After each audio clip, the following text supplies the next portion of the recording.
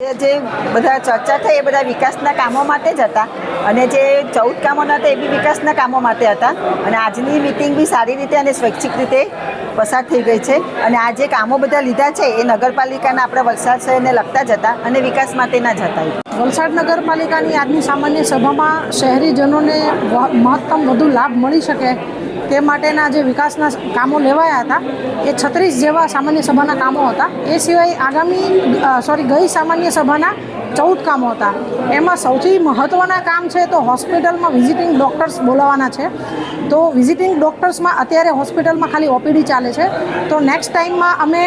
એ સિવાય પીડીઓ અને પીડિયા, ન્યુરો અને ડેન્ટિસ્ટ એ પ્રકારે અન્ય અલગ અલગ ડૉક્ટરોની શ્રેણી કરી છે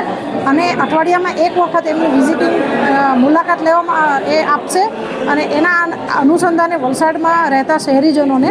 વિઝિટિંગ ડૉક્ટર્સ અને ઓછી ફી દ્વારા વલસાડ હોસ્પિટલમાં કન્સલ્ટિંગ સારું થશે।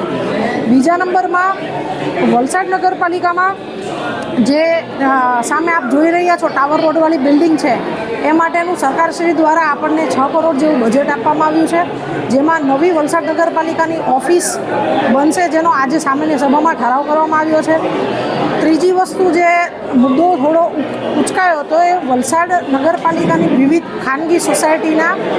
કોમન જગ્યાઓ સુપ્રત કરવા અંગે થોડી ગેરમાન્યતા હતી પણ એ ક્લિયર કરવામાં આવી છે કે વલસાડ નગરપાલિકામાં જે સોસાયટીઓ છે ત્યાં જે સોસાયટી ધારકોને રોડ બનાવવા છે કે એના કોમન પ્લોટ ડેવલપ કરવા છે તો એ જો સોગંદનામા આધારે સોસાયટી નગરપાલિકાને કોમન જગ્યા સુપ્રત કરે તો એમના કોમન પ્લોટ ડેવલપ કરવામાં આવશે, જેમાં એમના જણાવ્યા અનુસાર જો ગાર્ડન બનાવવાના થશે તો ગાર્ડન બનાવવાની કામગીરી